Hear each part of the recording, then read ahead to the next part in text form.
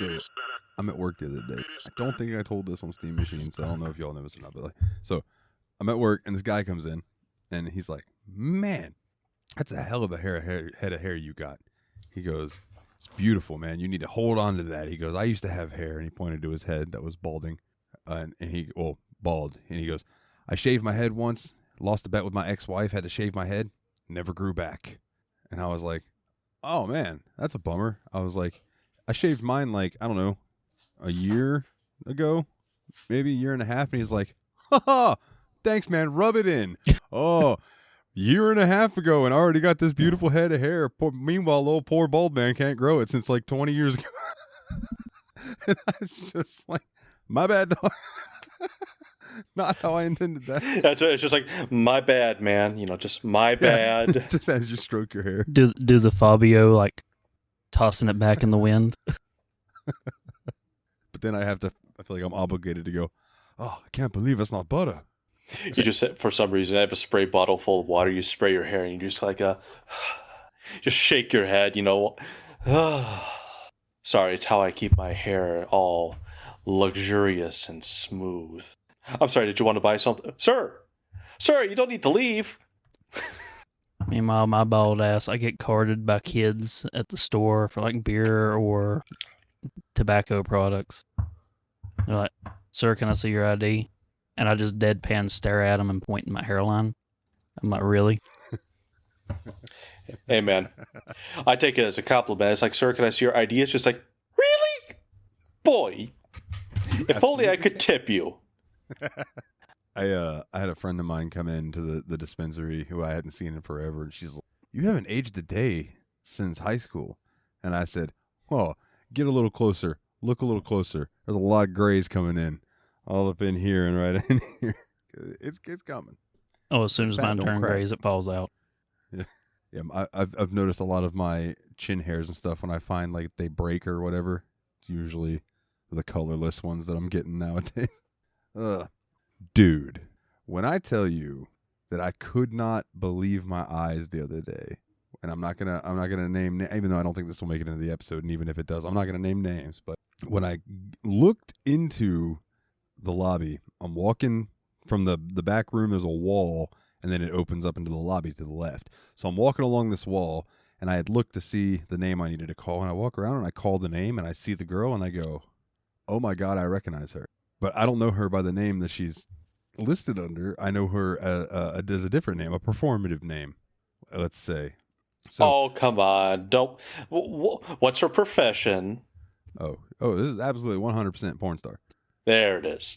Don't mince words. I'm not going to beat around the bush about that, but not that there was a bush to beat around. I was going to say, have you beaten the bush with her? No. And interacting with her, she seemed like she was either in a bad mood or she just not a pleasant. She was very, very like trying to like rush me, like she had better things to be doing. So she's a cunt, or acted like one. At least acted like one. I can't say like, I always chalk it up to maybe they're having a bad day. Now, if this was a repeated occurrence, then you're a dick. Then you're a cunt. Like but if it's a one-off, I give them that. You know what I mean? Or an every now and then thing. Like, we've got one guy comes in. I think he's a little slow. He's the nicest dude in the world. Unless someone pissed him off before he comes in. Like the other day, and his mom moved his stuff and lost his fucking weed. And he can't find his weed, so he had to come get more, even though he just bought some. Damn it. It's all good, man. I'll take care of you. So anyway, I ring this girl up, and as soon as she leaves and we finish the rest of the people that are in there, I whip my phone out and Google the name that I know her by. Lo and behold, turn my phone off because Google activated when I said that. So I'm just like, what? I knew she lived around me, dude, but like, it's one of those, like, you ever just see somebody famous out in public? Like, I don't know if that happens around where you guys live. Would you say the Nostalgia Critic is famous? I mean, he's a pretty popular new YouTuber, right? He lives like, well, at the time when I first met him, he lived like in a town next to mine.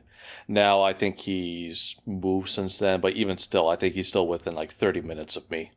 We've had a few instances of big names around here, but it's been a while. Like Steve Martin showed up one time, Hootie and the Blowfish. Hootie? By the way, we're probably the reason Darius Rucker went country. There's a yearly bluegrass music festival that goes around here at Merle Fest every year, coming up here in April. But when I was in, I can't remember if I was still in middle school or high school. I've slept since then. Hootie and the Blowfish showed up, and they did bluegrass covers of like their greatest hits for Merle Fest, and they did like a small concert at the Walker Center, which is like this auditorium at the community college where they actually hold the music festival. And I got to go in there and see it, and he's like, "Hey, these are all kind of works in progress. Hopefully, I'll like them." And they did a test concert in there, trying out the new style and material. Stuff. Okay. Yeah, but shortly after that was when I heard he started doing country music. So I think doing Merle Fest and getting the bluegrass fun might have played a role in him transitioning his genre. Huh. I've heard Rhett and Link talk about Merle Fest because both of them love Merle Haggard, and like I've heard them talking about going to that in their younger days. So, well, it wasn't for Merle Haggard; it was Merle Watson. Oh, pardon me then. They might have been talking about something else Probably because they like Merle Haggard. When I was a kid, they still called it Watson Festival, and it was done in honor of, I'm trying to remember which way it went, because it was Doc Watson and his son Merle. And I think Merle died young, so they named the festival in honor of him. And then when Doc died, for whatever reason, they just transitioned the name to Merle Fest. Might be the other way around. Again, not really my genre. Yeah. And I haven't been to Merle Fest since I was in college and I had to work it. I tell you, I don't particularly care for most popular country, but I'll fuck with some bluegrass, dude. Like Billy Strings or something like that. Just give me a dude who can pick the shit out of a guitar and sing and tell a story, and I'm in. I'll listen. And then one year, a few years back, Steve Martin come up and he played it. Now, okay, that'd have been cool. Yeah, I went to the Bluegrass Festival and saw Steve Martin play bluegrass. I'm sorry, what? Well, that was his... He was a musician while he was doing stand-up, right? Yeah, he's always played the banjo. Yeah. I still have one of his 8 tracks. I'm dead serious. But do you have an 8-track player? Yes, I do. That's not in the storage unit? No. The problem is, even at this point, I'm sure that all of my 8 tracks I have, I can't remember a lot of them. I think one of them might be Rodney Dangerfield. I have one for Steve Martin. I think I have one for Blue Oyster Cult. I have like 15 of them, and this is just ones that my family's for some reason has collected over the years, and some of them are in original cases, some are not, but either way, I'm pretty sure all of them are at this point dead. Just get you a book of matches and you cram it up under the corner of it. Or you can take a matchbook, shine it up real nice, turn that sumbitch sideways, and shove it up your candy ass. So I've met some famous people. Let's just transition. There was one time we left a concert in Orlando. We were seeing, it was like Septic Flesh, Devin Townsend, Children of Bodom. It was a big metal show. So as we're leaving and we're just walking down the street in Orlando, we walk by some dudes who look like they're just dressed in metal garb. And I mean like leather with like chains and shit. And I'm like, those are the guys, that's Septic Flesh. Those are the dudes from Septic Flesh. They're from Greece. So they were all kind of like short in stature, but just like stout little guys. And I'm like, hey guys, great show tonight. And they're like, oh, thank you. And then they just like sat there. They stood there and talked to us for like 5 minutes and then was like, you guys know anywhere really good to eat around here? Shit, no, we don't. We're not from here. That was cool. I live within an hour and a half of John Travolta. I'm sorry.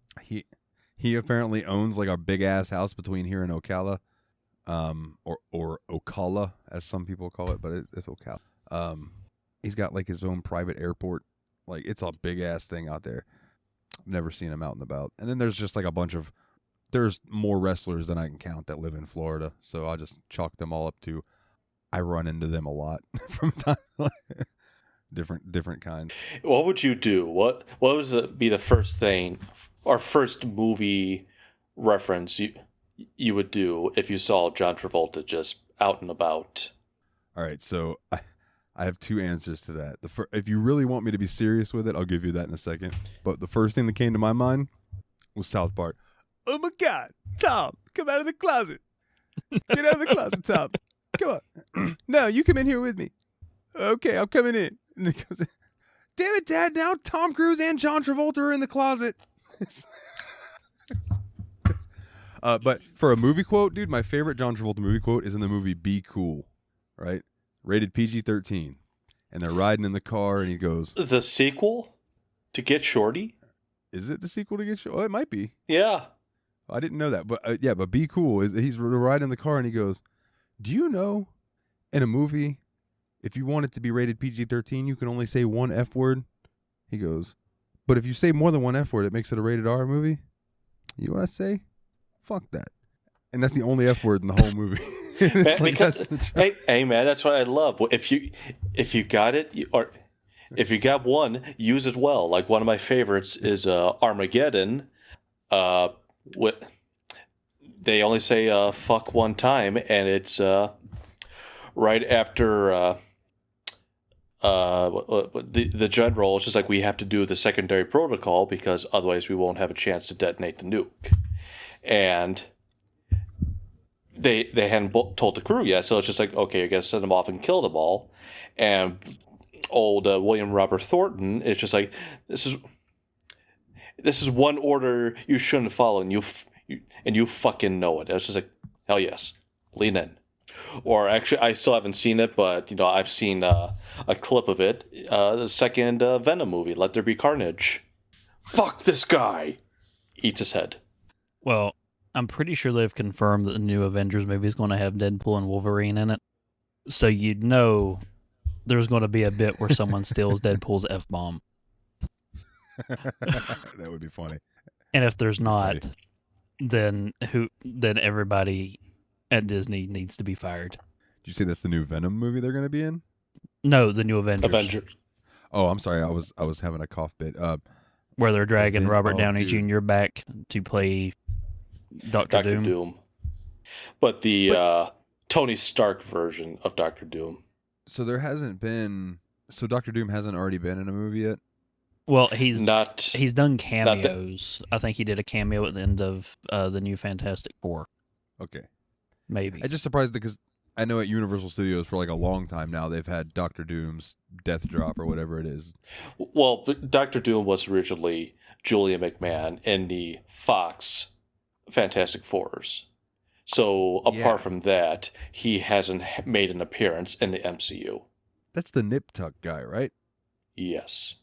He played the douchebag in that show. Yeah. I didn't watch it, but I know he was in Nip Tuck.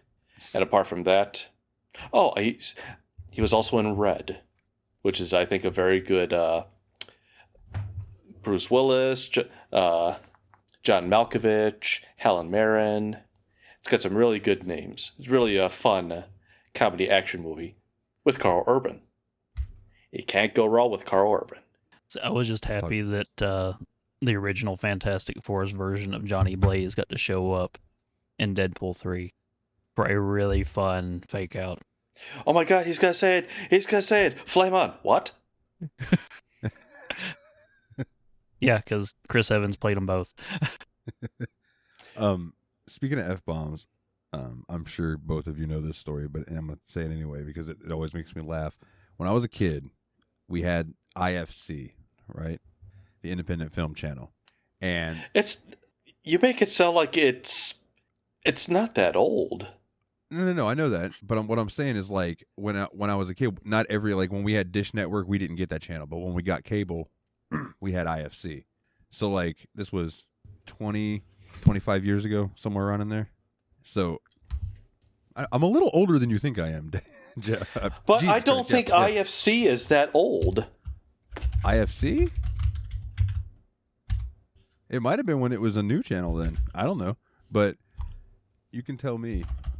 You're doing Googling. But anyway, I didn't realize they showed movies on there uncensored. Okay, I apologize. I did not real. I guess I didn't really take notice of it until my family got DirecTV, because it came out and it was founded in '94. Okay, yeah, so it would have been way after '94 that this Wow. happened. Okay, so I apologize. I thought it was. I didn't realize it was that old. But so I flip on one day because Tremors is on. So I put on Tremors and I'm Hell yeah. watching it.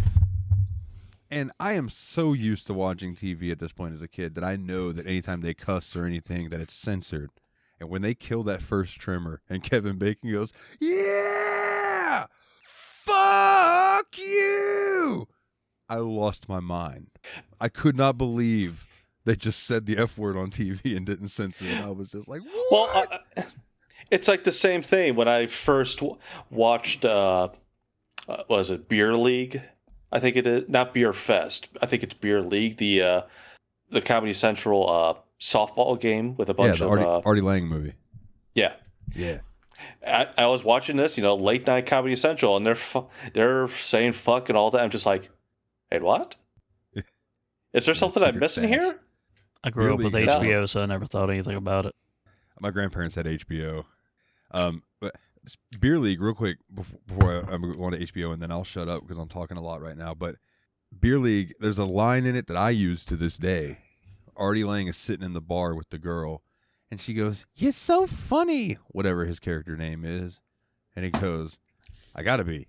You know who gets laid? The only people that get laid less than funny fat guys are serious fat guys." I hear you say that quite often. Yeah. And I'm like, oh, I'm stealing that. And I have, and I've used it many a time. I will never forget flipping through. They talk about hearing the F word and being like, whoa. I'm flipping through the channels at my grandparents' house at night. And this was like when the most dirty thing I had seen was MTV's Undressed. Yeah, throwback, right? Fucking weird teen show that would come on at night, and like it would show like girls in their underwear and people would make out and things like that. There was some kind of story to it, but I was too young to give a damn. I was just like, ooh, girls in their underwear. Sweet. So anyway, I'm flipping through the channels. It ends up on some movie. I can vividly remember what was happening. Cannot tell you what movie it was, but there's a guy sitting on a chair, and there's like this old dude, kind of like old fat guy with like long white hair, and he stands up and he's walking around and they're talking, and the white haired dude just disrobes and he's completely naked, cock and balls hanging, and he just circles around this guy talking to him while he's butt ass naked, and I could not believe my eyes. I was like, why is there a naked dude on TV? What the fuck? I wasn't saying what the fuck back then because I was like 8, but I was just like, what is happening? Oh, I was saying fuck back then because first movie I watched had a swear word, and it was Blues Brothers. I was 5 years old. I was like, so you're out, you're free, you're rehabilitated. What's next? What's happening? What you gonna do? You got the money you owe us, motherfucker? And I'm watching this with my brothers, and I just turned to them. I was like, what's a motherfucker? They just stared at me with I'm just like, what did I say? And then probably a week later, that's when I first saw Revenge of the Nerds. See, my brother pulled the same damn stunt watching Maximum Overdrive at the beginning of the movie when like things are first starting to go haywire, and there's one of those the old boards with the flashing lights that would spell out words, and it kind of glitches out and it just says fuck, fuck, fuck, fuck, fuck. And he had just learned to read, and he was all proud of himself, and he was standing there staring at the television going fuck, fuck, fuck, fuck, fuck, fuck, fuck, as it was scrolling by. Honey, this machine is calling me an asshole. My mom's like, nope. Shuts the damn movie down. I'm like, I've seen this before. I want to see the damn electric turkey carver go nuts and cut into that dude's arm again. I just watched that the other day. So this is what I don't understand. So I have Samsung TV, which is it's Pluto TV, and they're usually pretty strict when it comes to like censorship. So like it's some movies, it's like, oh, there's gonna be a swear word here, like a fuck, so we're gonna censor that. So like I was The World's End, it's just like, fuck you, you Christmas tree light, and they're just like funk you. It's like, all right, sure, whatever. But then you have other movies where they won't censor it as hard, so it's just like, okay, they're keeping the swear words in there. So I was like, okay, good on you. These are movie channels. And then you have In Hell, which is the Jean-Claude Van Damme movie, which is he gets sent away to a Russian prison, and there is a scene when I can't think of the other word for the introduction, but when you're writing down the information and it's just like, give me all your possessions and so on and so forth. And you clearly see a lot of Donner in the background. It's just like, okay, Samson, what the hell are you doing? Are you censoring? Are you not censoring? Make up your mind. Well, speaking of Van Damme and a Russian prison, welcome to Dane and Jeff's Media Dump. I'm your host, Mr. L. Dane Puzzles Esquire, Mr. Puzzles short, Dane for shorter. And with me, as always, the good, the bad, and the grumpy, Mr. Grumpy Jeff the Duck. Jeff, how's it going? You happy now, Dalton? I gave you a hell yeah on 316. Hell yeah. Because I gave you that crap earlier. And then me, I pop in and go, what? What? Oh. I'm just staring at you. I'm just like, yep, okay. Good reference. Good reference, guys. Well done. I'm out of clever intros. Dalton's here. I am here. Hello, it's me. The meat I smoked came out tasty. Oh, glad to hear it. Glad to hear it. At least we said that. We didn't say that you had explosive diarrhea. Mostly because I didn't think of it at the time. He told us that in confidence, Jeff. Well, now I told. Now I'm telling you, all you viewers, but it's okay because Nick Cage found out, and then he's like, wow, working with an explosive diarrhea. What a champ. I was just trying to come up with a script for Splatterhouse 3. That's work in progress. No, let me tell you, though, this morning I had a rough go, and I think it's because yesterday, over the course of the day, I ate 3 protein bars. And let me tell you, that'll give you some serious gas. Some serious gas. My God. I just eat a lot of pork. I've heard Huel is terrible on your bowels. Huel? Is that what's in it? No, just as a point of reference, I've heard that Huel is terrible on your bowels. Some people said, it only lasts for 6 to 8 months before the horrendous gas slows down. Not stop. God. Just rip a fart that'll kill a lesser man. Well, since I am totally leaving that you encountering a porn star in. Yeah, that's fine. That's fine. Steiner. So we know what you've been up to this week. Yeah. I've got to ask, though, because I didn't think to ask earlier. Please tell me, after you rung her up, you looked at her and said, by the way, I'm a fan of your work. No, I did not. I did not give away at all that I knew who she was in the slightest. Only because of the type of job that I have, that technically there is HIPAA involved, which is why I was very dancy around actually talking about it on air. So no, I didn't disclose that. Did I tell my buddy that I work with as soon as I had the chance to? You're damn right. Bro, you know who that was? But I don't think it's a HIPAA violation to recognize somebody. well, okay, for instance, and I find this very strange, but so say I go to Walmart. Let's use this as an example. I'm in Walmart, and I see somebody who is a patient at the dispensary. They have to talk to me first. I can't go, hey, and wave to them, because that's a no-no, apparently. So, because I guess, let's just say you do that and you wave to them, and the person that they're with is like, oh, who is that? And they might not know that they have their medical card, yada, yada, yada. There's a lot of things like that involved with it. So it's very strange. I can't wait until they just make it recreational. So it's just, yeah, who gives a shit? Fucking A. I would find it funny if someone did that too. Be like, oh, hey, I know you. You work at the dispensary. I'd be like, who the fuck are you? I don't work at no dispensary. Get away from me, you psycho. Bitch, haven't you heard of HIPAA?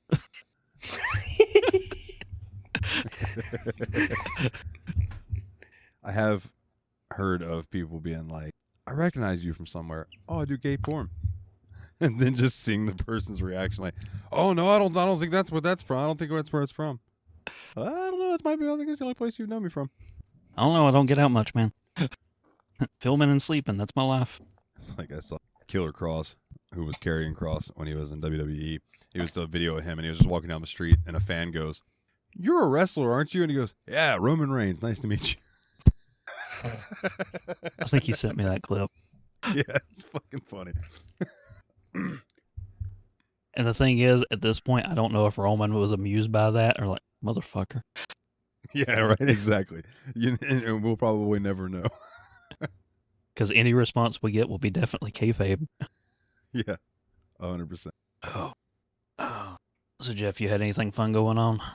Me porn stores? No, we don't have anything like that here in Chicago. Not that I know of. Bullshit. Okay. Yeah, there you go. I threw in the caveat. What have I been up to? The sad thing is, Truncate Silence is really going to bring this down. Just working.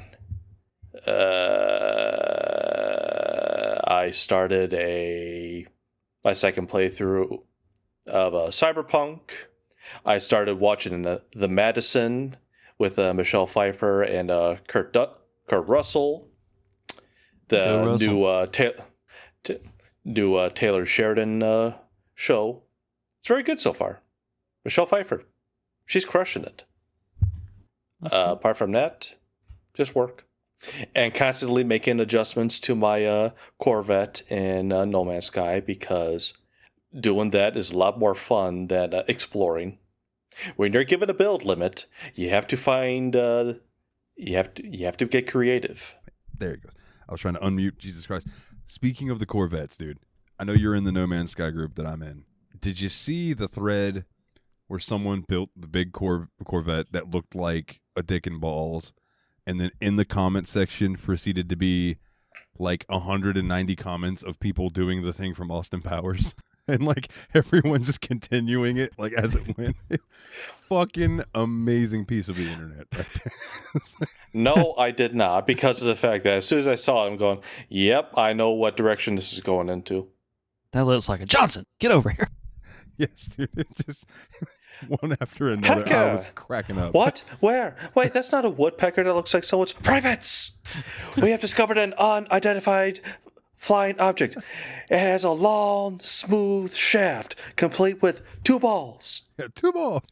Dude, I love in is it Goldmember, where it's the ship that looks like a pair of tits, and all of a sudden it pauses and it's Ozzy, and he goes, boobs.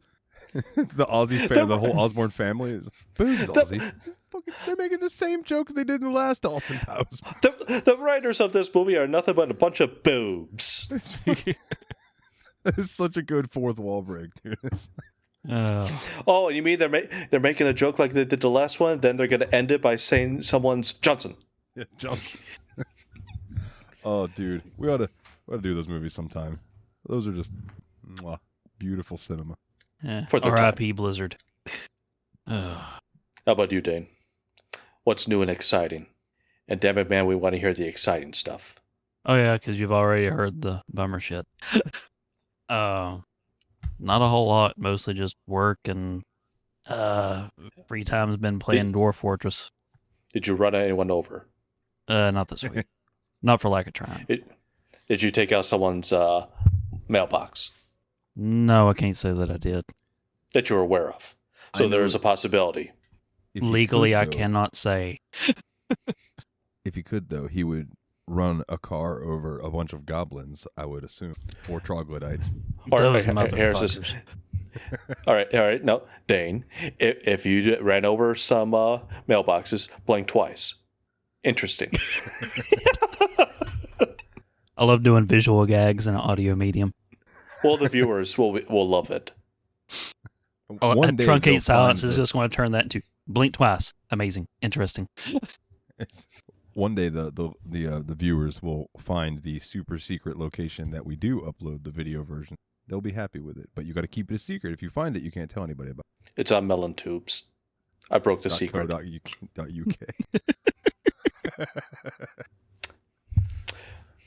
Dude. We like sophisticated porn here, and what the hell do we call this place? The because media obviously dump. Tadpog. But what's the studio called? Like Tadpog, they do it in the Holland deck. What is this place? The RoboCock. no, it's just basically a the dumpster. Yeah, The media dumpster. I've been using that bit for the last couple episodes anyway. We'll just, the media dumpster. There it goes. Hey, and our listeners going to be the media dumpster divers. It's better than the media dumpers. Well, they do that as well. I guarantee you everybody who listens to this watches stuff while they're on the shitter. So you know what? It's still appropriate. No. This podcast, we should start putting a disclaimer saying this podcast will give you ED. Which one? Yes. Enjoyable delight. I'll just leave it as yes. Erectile diarrhea. Oh.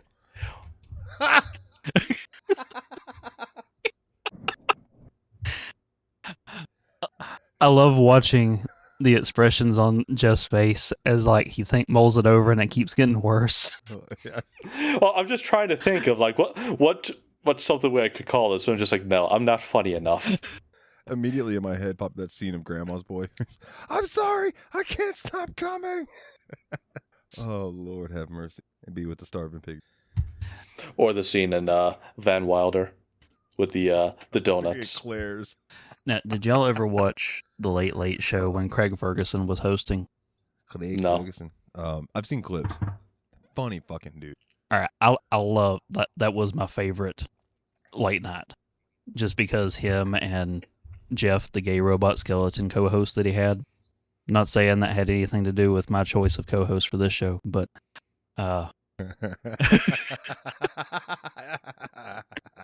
Jeff was spelled totally different. Man. Totally different. Hey man, I am not skinny. He's big boned.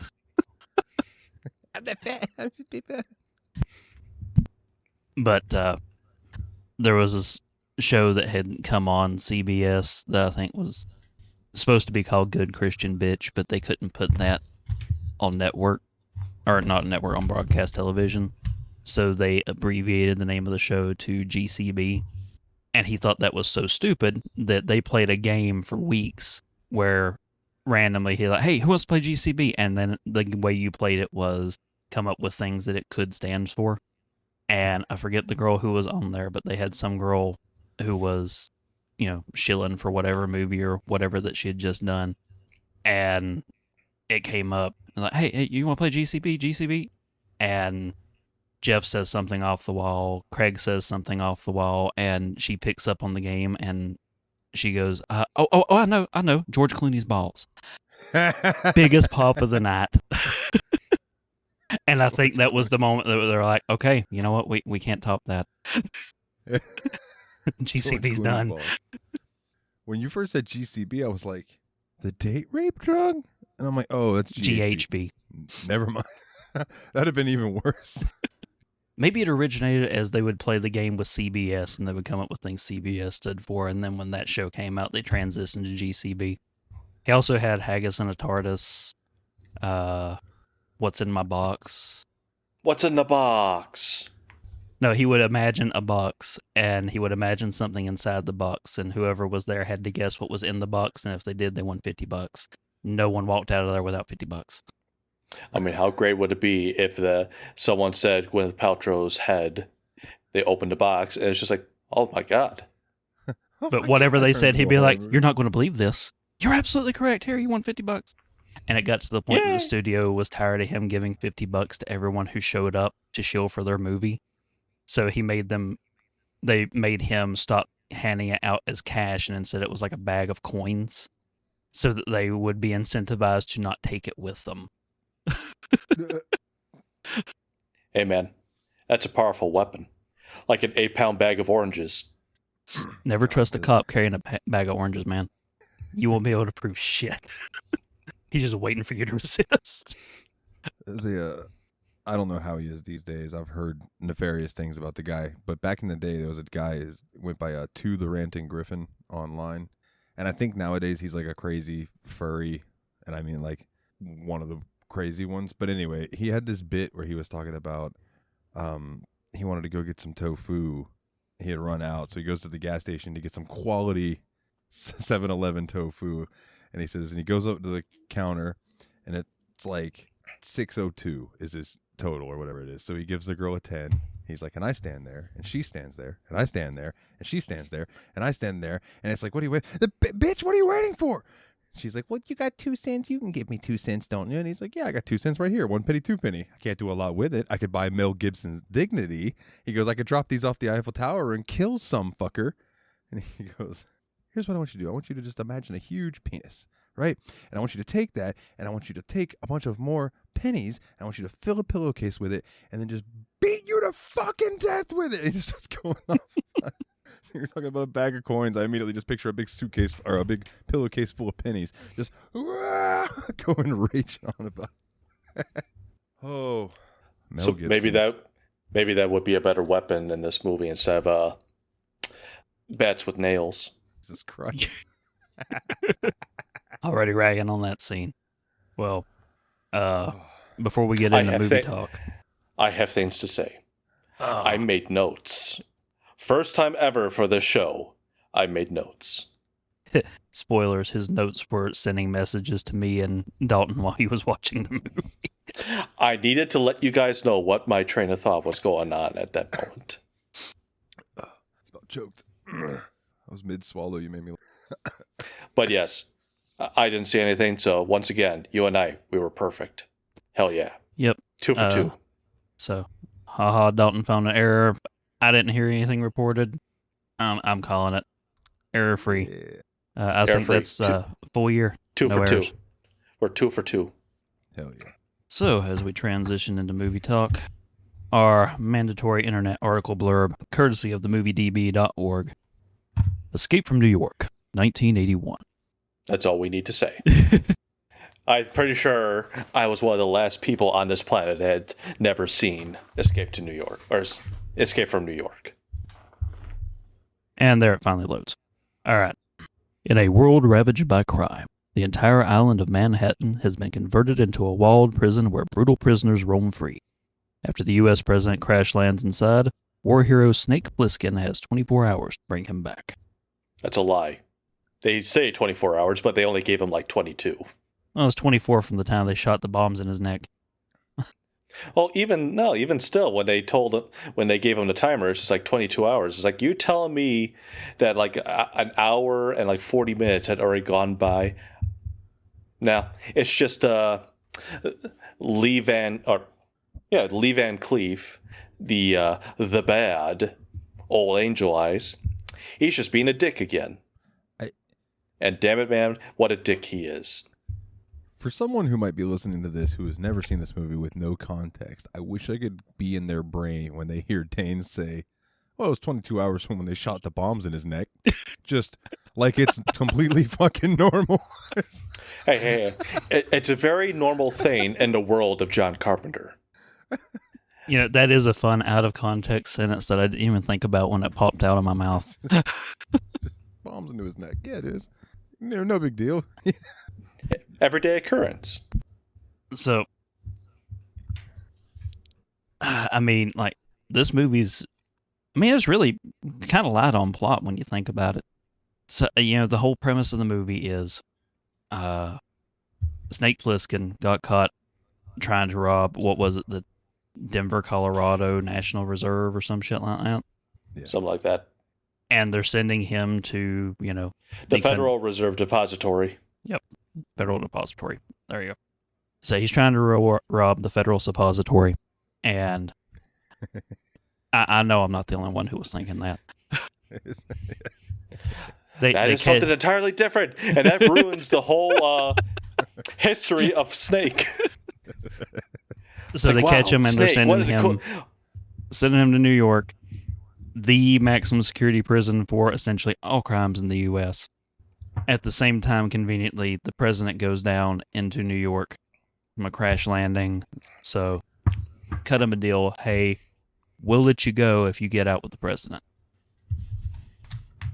What's to stop me from flying this thing off? We'll shoot you. We'll shoot the glider down if you go anywhere else. Oh, also, that inoculation we gave you earlier, surprise, we shot 2 bombs in your neck. very tiny explosions, but it'll blow out the arteries going to your brain. You will die. Don't worry, we can turn them off with X-rays. By the way, John Carpenter needs to sue Wolfgang Peterson because Peterson, who directed Air Force One, stole his idea of the escape pod for Air Force One. Well, the escape pod definitely had Dr. Evil vibes to it, in my opinion. It was just a red jelly bean.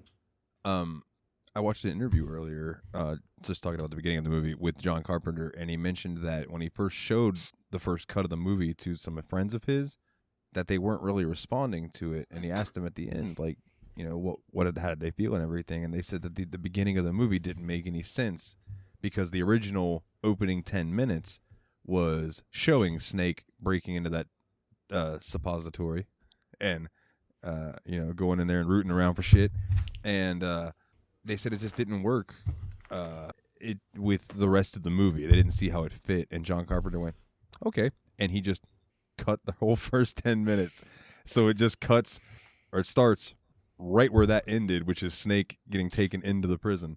And I think that works better.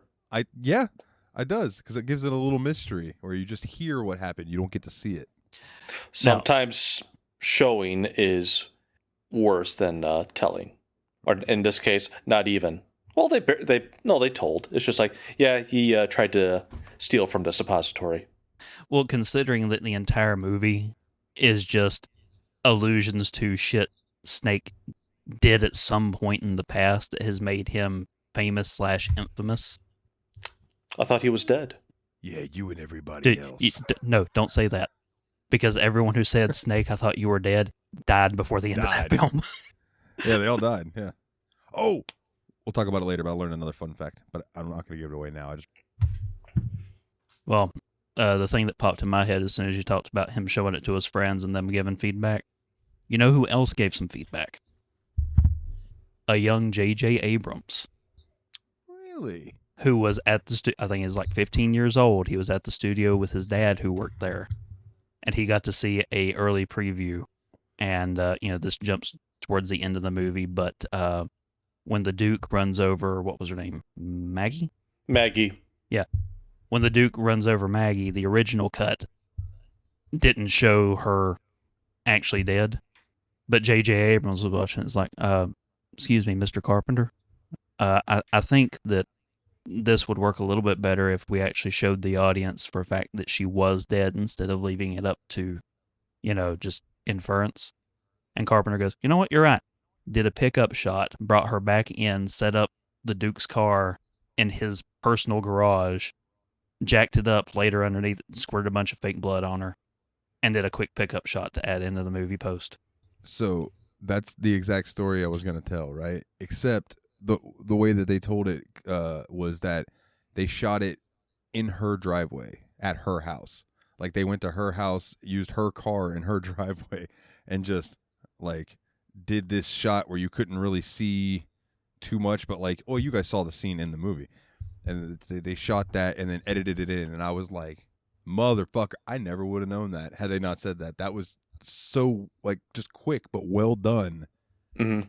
That I would have never guessed that that's how they did that. Fucking brilliant movie making. But let me get to my first note. Go for it. This is towards the beginning of the movie. For one brief moment, John Carpenter praised Dale. And what I mean by that is the helicopter that Hulk and his team flew on, two of them, had the numbers 3 and 8 on it. Dale Earnhardt and Dale Jr.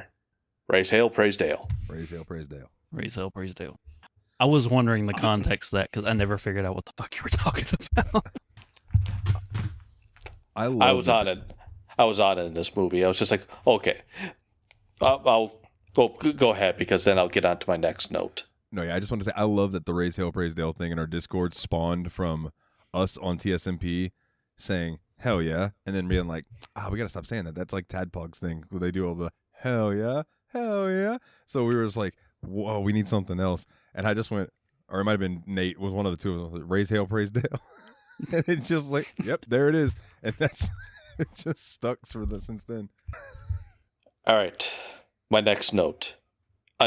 Is there a spouse that Kurt Russell hadn't worked with?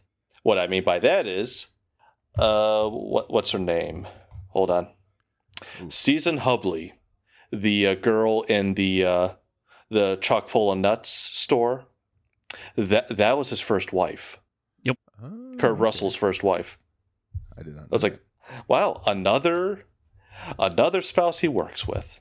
We'll get into it. We'll go. I'll throw in my notes as we go along, because I'm sure at some point we will talk music, and that's when I'll be like, okay, so I have this to say. Oh, this movie's got a great theme, in my opinion. I really like. Oh, okay, we're there. He rips off himself. Because there is one particular scene, I think it is when he's with Cabby and they are going to see Brain and Maggie. And there's this particular theme going on, and I'm just like, hold on. Pause. I'm like, okay, there's something very familiar with this. Did he do Halloween? Yes, he did. So I'm like, okay. I hear a little bit of Halloween, but there's more to. Damn it! He also did. He mixed the Halloween and Christine together to make this theme. Hey, It's like, damn it, John Carpenter's ripping off himself. But it came out as a banger. Yeah, it did. It was very good. I'm just like, all right. So the thing I wanted to say about the music in this movie, like the weird ambiance that strange kind of 80s techno thing that he always sticks in so many of his movies. Mm-hmm.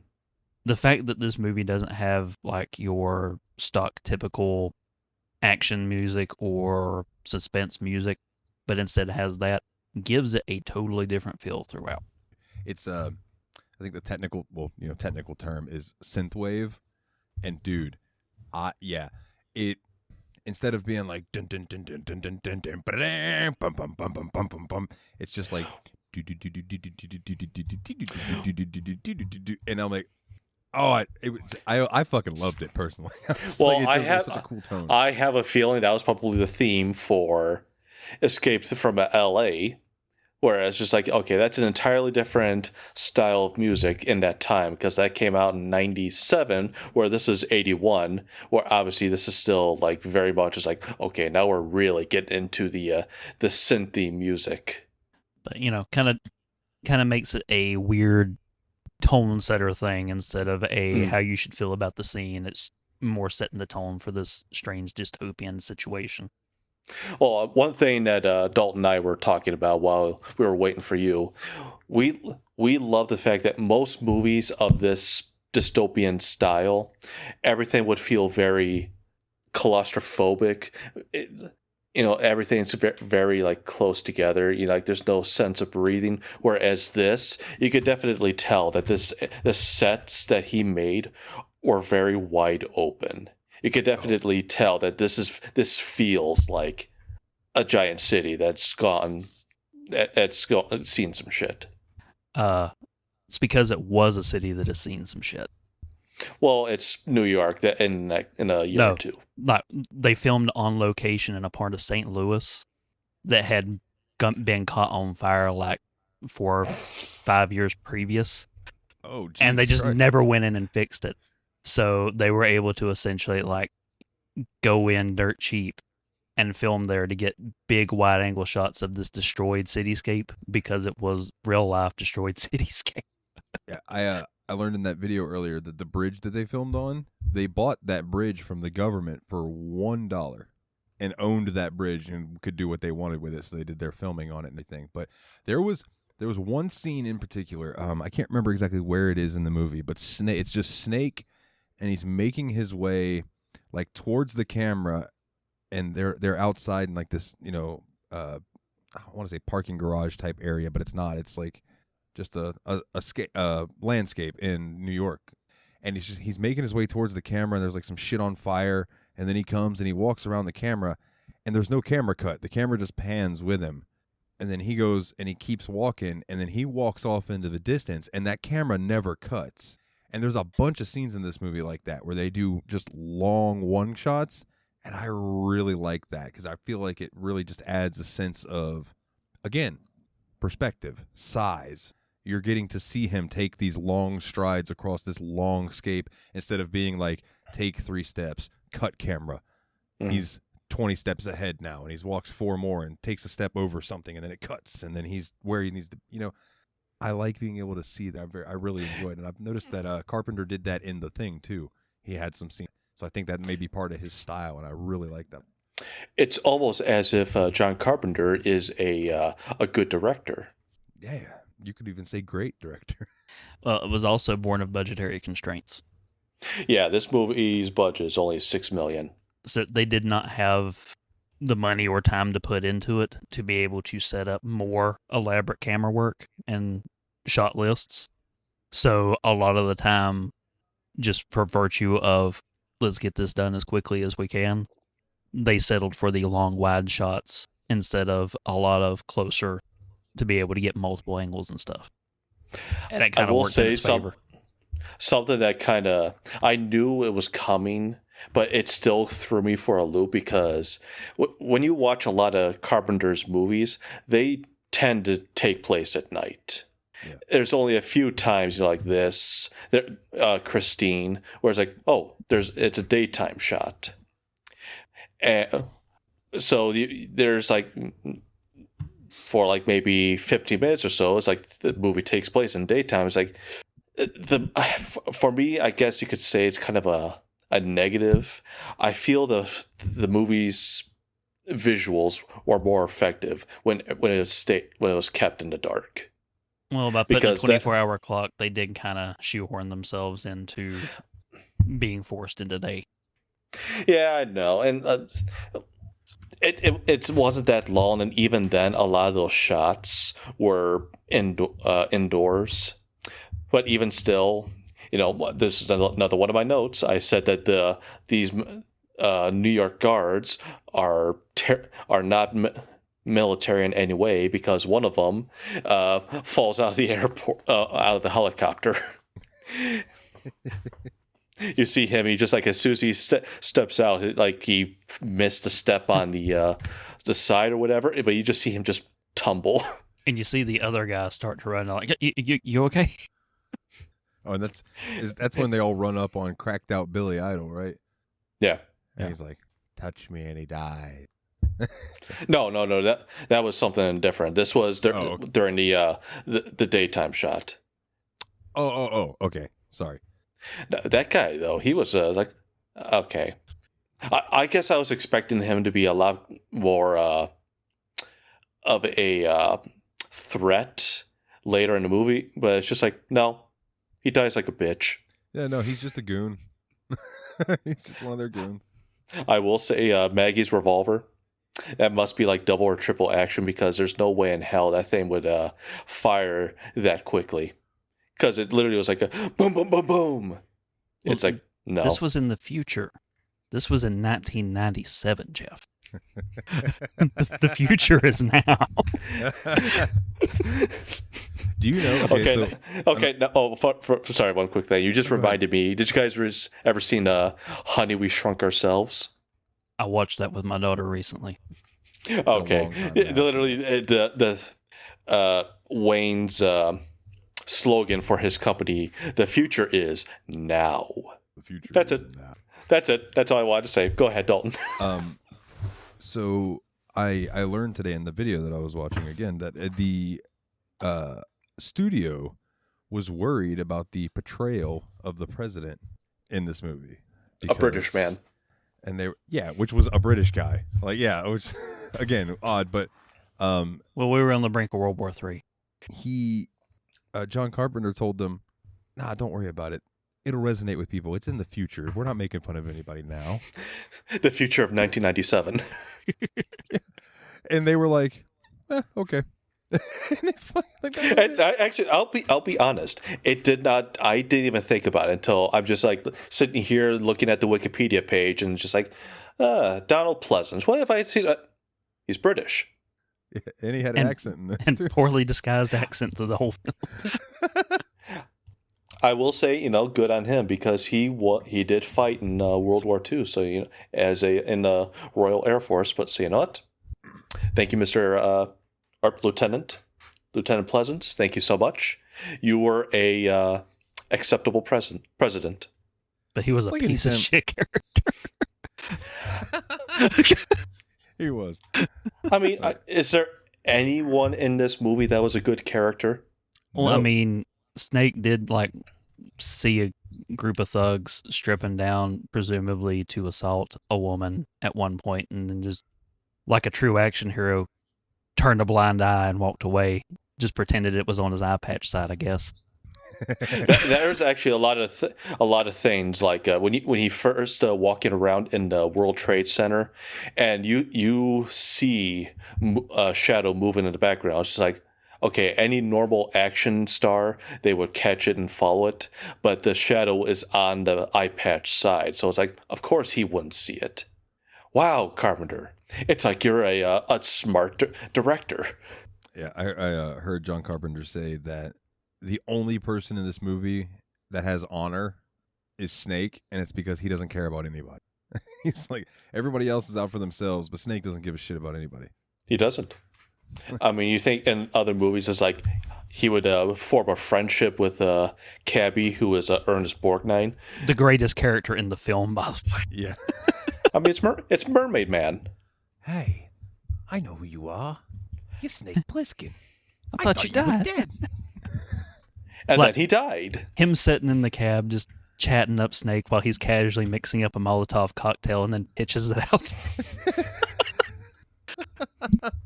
The only happy person in this entire film. He's Yeah. just like, yeah, it's just another day in New York. What else? What else? So I gotta say, I know it was the 80s. I know it was a thing of its time, and this is gonna sound weird coming from me. But the one girl, I can't remember her name. The one that they did the reshoot with, Maggie. Maggie. A lot of time that her tits were like just out there for everyone, and I felt like it was unnecessary. Like, I feel like that was just there for the sex appeal of it. But I think that is a product of 80s movies, because 80s Hey, man. slashers particularly That is always had titties. that was Mrs. Carpenter. Oh, well, then he might have been like, yeah, show them off so all the boys know who's coming home with who tonight. So I was listening to They're some real various. and they're real and they're fantastic.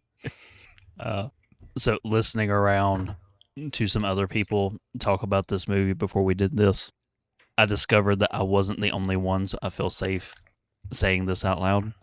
When I was a kid, I thought Hawk was actually being played by John Carpenter. I don't know where I got he that does idea. look a lot like John Carpenter, yeah. I don't even know how I would have known what John Carpenter looked like when I was a kid. I don't even know what he looks like. Do a side by side. Like, it's an easy and understandable mistake to make for a child, but I don't know how I would have known that they favored one another at all. Maybe it was something like the movie store guy. Like, No, you he- overheard him saying it to somebody or something, and it just stuck in your brain. You know, It it's one could of have those been weird that, or it could have been like, I know sometimes on the movie channels they would like show little vignettes and interviews with people about the movie to fill in time where normally commercials would go. Maybe I saw them there. For some reason, I know I'm getting what was the dad from American Chopper? I kind of get vibes from him. Maybe it's because of the mustache. I mean, look at his picture on Wikipedia. It's just like it's just like, I don't know, because I don't see Lee Van Cleef. For some reason, I see the dad from American Chopper. Oh, but another fun fact I found about this movie. The reason Kurt Russell really wanted to do it and really wanted to work with John Carpenter again, they had worked together on a made-for-TV Elvis biopic, Mm. and John Carpenter really wanted to work with him again. But the reason Russell wanted in was he was afraid of getting shoehorned into Disney movies. Because at this point, he had done like the computer wore tennis shoes and that shit. I think you and I watched one of the same videos today. and Probably. that baffled me. It blew my mind that I did not know that Kurt Russell was a Disney kid star. I had no idea. Oh, I knew about it, but I was surprised that, this was the movie that was supposed to be his get away from that, and damn if it didn't work. Huh. Yeah. The computer wore tennis shoes. He starred with Old Cesar Romero himself. It's 66 Batman Joker. Who refused to shave and put the makeup on over top of his mustache. I can't think of the old Batman stuff without thinking of that running gag of It's Lewis from Riff Tracks. But is corn grass? Oh, that. God damn it, no, it's corn. So what'd you guys think of the Duke? You mean Chef? Fucking Isaac Hayes, man. Yeah, it was Chef. Hello there, children. The fucking chandeliers on the end of his car. Which now I can't. When I first saw that, I'm just going, okay, so that's where the Grand Tour got the idea from. Go ahead and talk in, because now I'm going to show you what I'm talking about. I thought that was a cool character. I like Isaac Hayes though. I've seen him in a few different things, and he's always just got a swagger about him that I enjoy. Probably because he was like a, R&B funk singer type guy, so he just had that about him anyway. But I found the gladiatorial combat in Madison Square Garden fun. Old Ox Baker, professional wrestler that played the big doofy guy. Now, was it a good fight scene? God, no. Is it a fun fight scene? Yes. Yes, it is. It's also a very real fight scene, because if you put two people in there and they've got, the spiked baseball bats to fight with, like, what else are you going to do except try and hit the other guy and try and block when he tries to hit you and then hope for the best? Yeah. Just no choreography. Just, here you go, boys. Go. Don't kill each other. Although I have to say, don't kill him. I posted the car. Oh, yeah, that's a pimp mobile. That's a vampire. It's Japanese. Pimp. oh, nice. That's Japanese. But yeah, the fight scene, to put it in Jeff terms, like we said, it's not a good fight scene, but it's a good fight scene because it's just they're clanging around and everything, and it's just absurd. It just is. Well, it's not even absurd. It's just literally, it's just like swing the bat, swing the bat, swing the bat, swing the bat, swing the bat, do a little roll, swing the bat, hit the trash can. And obviously Carpenter knew. It's just like, okay, yeah, this is very not interesting at all. Let's see what the other people are doing. Let's check out Brain and Maggie. And then big old Ox Baker gets brained. I loved the fact that bat just stuck to the back of his head as he went down. I thought that was a really nice touch, and it made me smile. Yeah, Kurt Russell swung, it stuck, and he let go. Just whoosh. Brilliant. And that's when one dude comes out and he's like, "Hey, you guys! They took the president!" And then Snake just very slowly just runs away. I love when he meets up with them and they're running and they go through, and I think it's Cabby that comes through, or it's maybe Brain. One of them comes through and goes, "Snake, I thought you were dead." "Yeah, you and everybody else." It's one of the best lines in the. And after learning today that he was channeling Clint Eastwood, I can totally get it. Yeah, and it's funny. Yeah, that it's I get it. Him channeling Clint Eastwood, and then David Hayter channeling Kurt Russell channeling Clint Eastwood to do Snake and Metal Gear. Metal Gear. I used to be like, there was Geralt. Geralt's down here, but if you make it a little more it becomes Snake. You look like you wanted to say something, so go ahead, Dane. No? Okay. No. I didn't want to step on anybody. I don't know where else I can shoehorn this in. So there was a movie that came out in 2012 called Lockout. And Lockout is basically Escape from New York in space. To the point that in 2015, John Carpenter and the film studio that made Escape from New York sued the director and the company that made Lockout, and they won the lawsuit.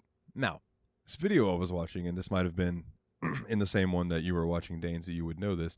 The dude's like, and you may be asking yourself, well, why didn't they sue Metal Gear Solid? Because Metal Gear Solid is obviously Snake. Like, you know what I mean? Like, there's no getting around it. And apparently, the company that made the movie and everything was all gung-ho to sue Konami and Hideo Kojima, and John Carpenter himself put the kibosh on that, stating, "No, I've met the guy who made that game. He's a good guy. Leave him alone." And I just went, "Oh my! I have never heard anyone say anything bad about Hideo Kojima. Like, how is he just this super nice fucking guy? Like, the fuck? He's never stepped on anyone's toes, really?"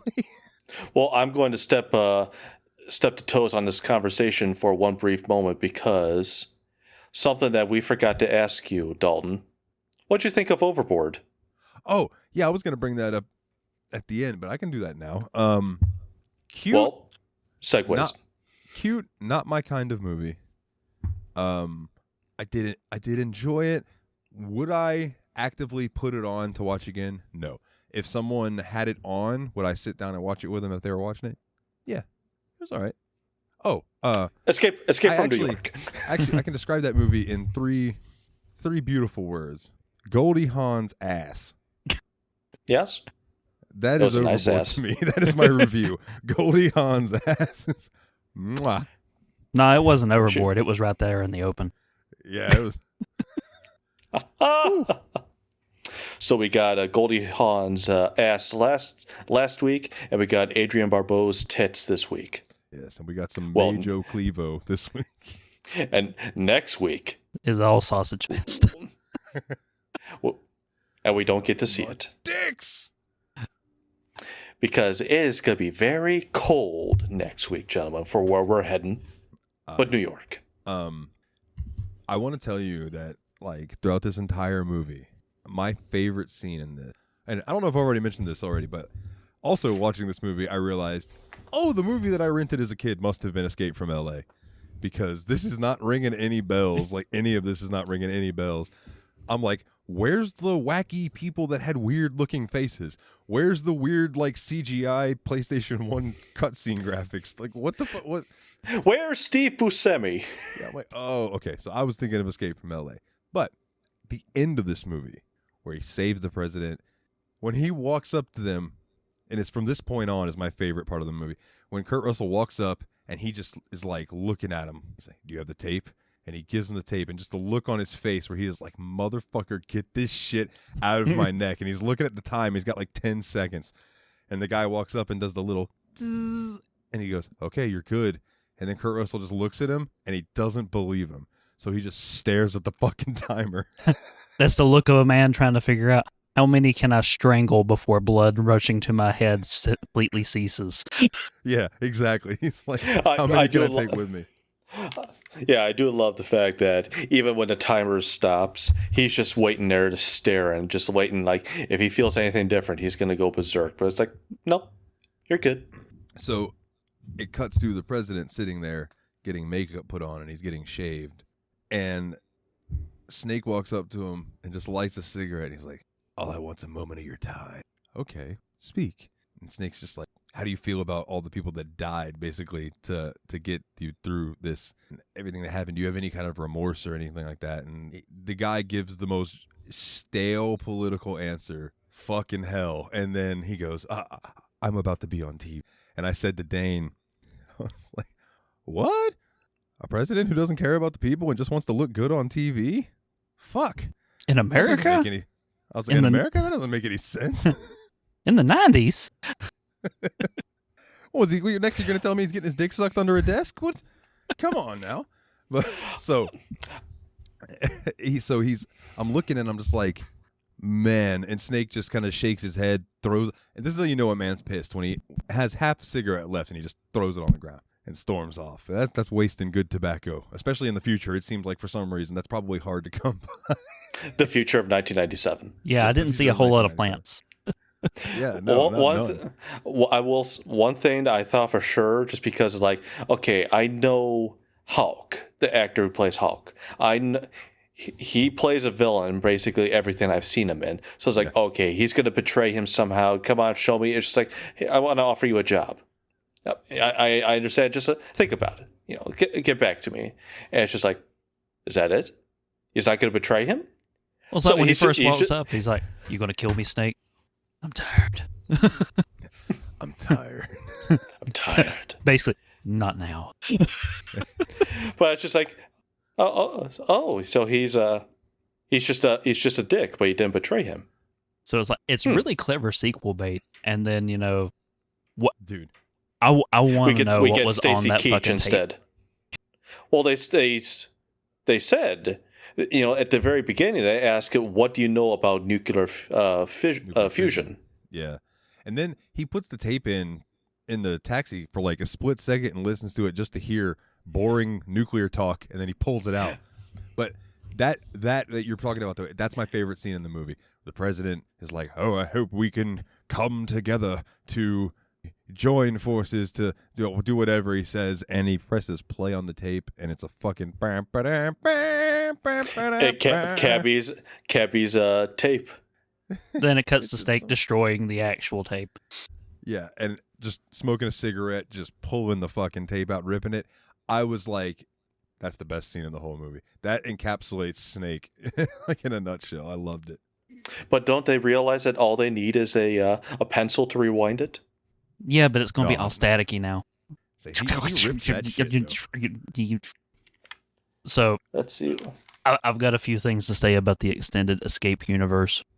So you would feel like the president got his comeuppance for being a dickhead, as Snake essentially guarantees the beginning of World War III before they roll credits.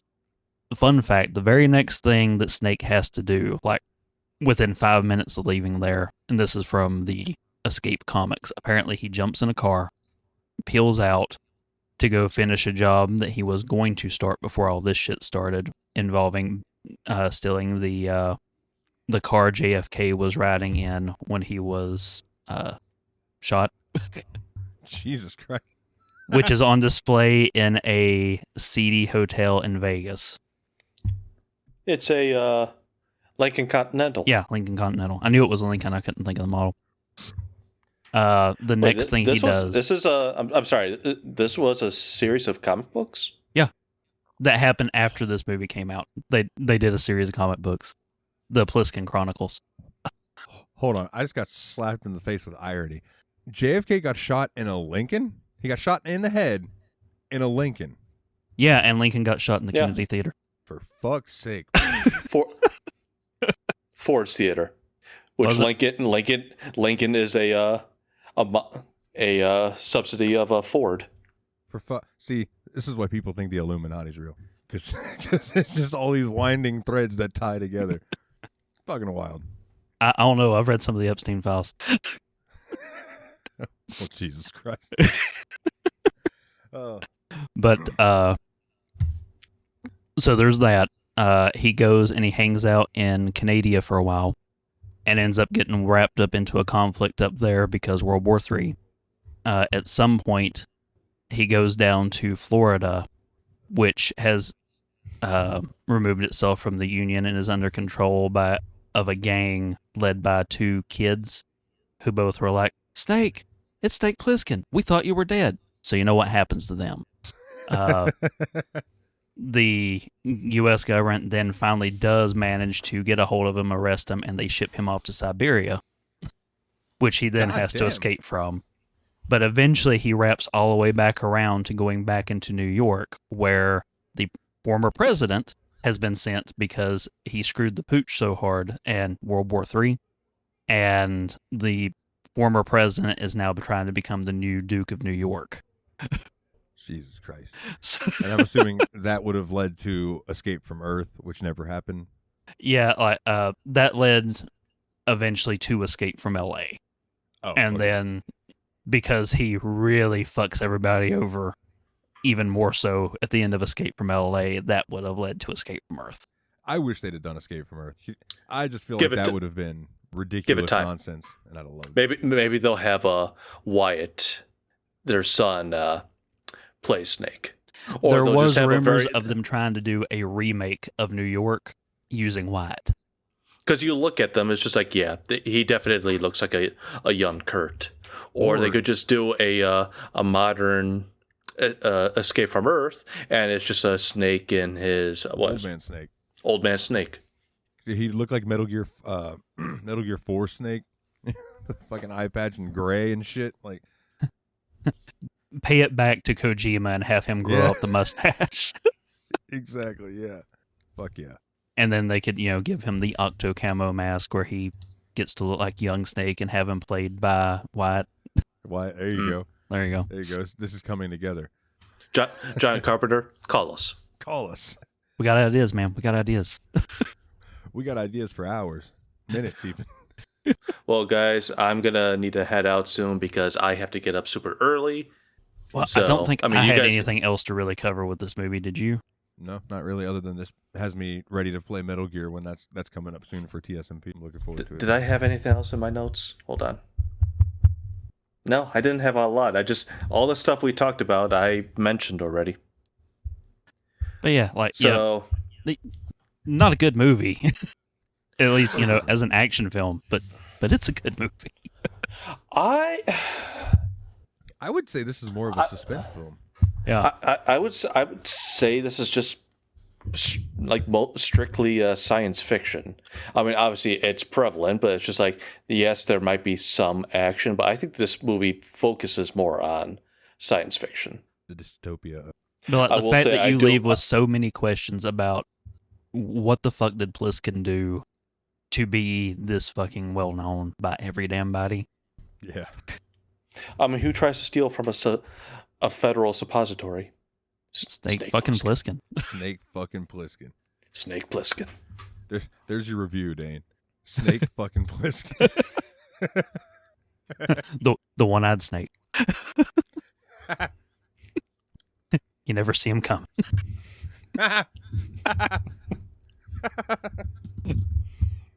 Oh my god.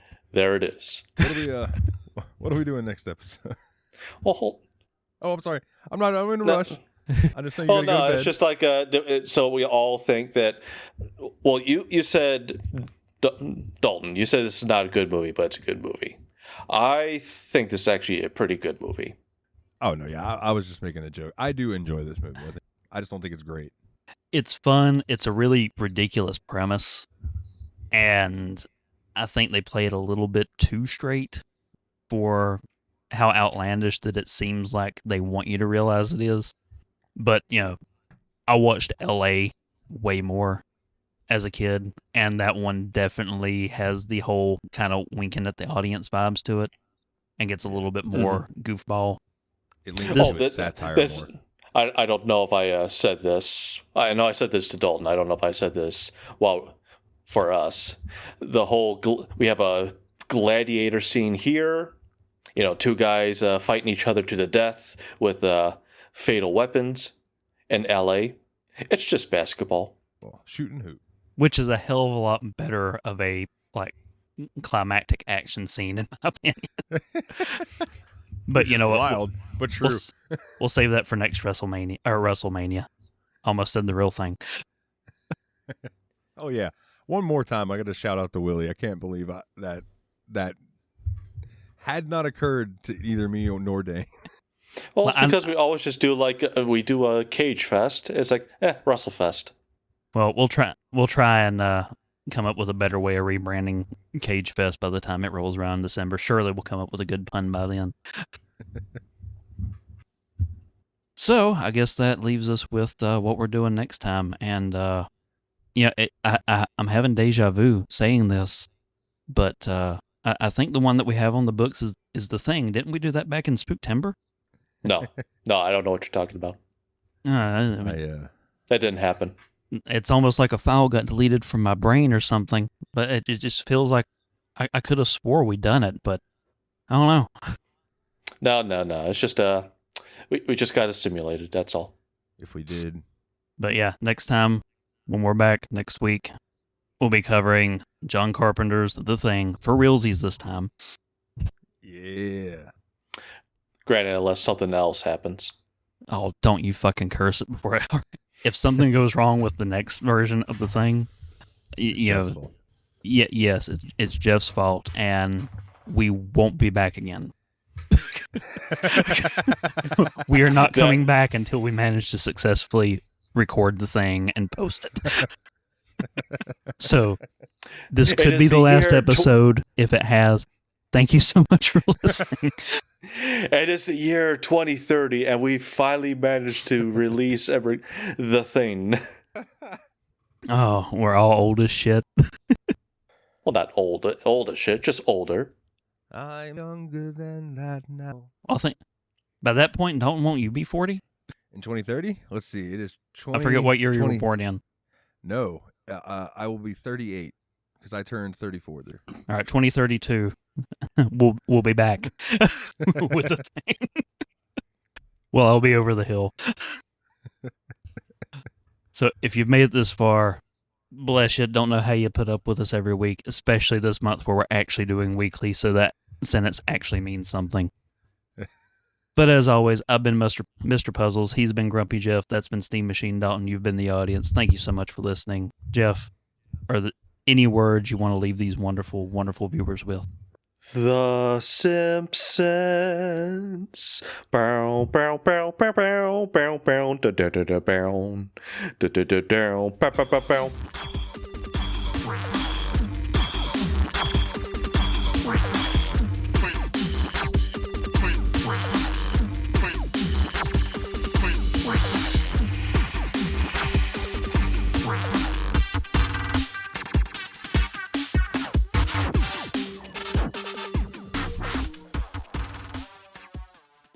President of what? President. Did you see? I know The Muffin did Man. You see where the Simpsons finally like addressed the fact that Marge hits Homer with a car in the intro? They finally did an intro where it's the kids and Marge are sitting on the couch and Homer comes walking in and he's just got like wood splinters all in him. He's like, "How are you all just sitting there like nothing happened? Your mother ran me over with a car. I got splinters everywhere." I was like, "Oh my god!" It only took them 37 seasons or something. They finally addressed it. Good stuff.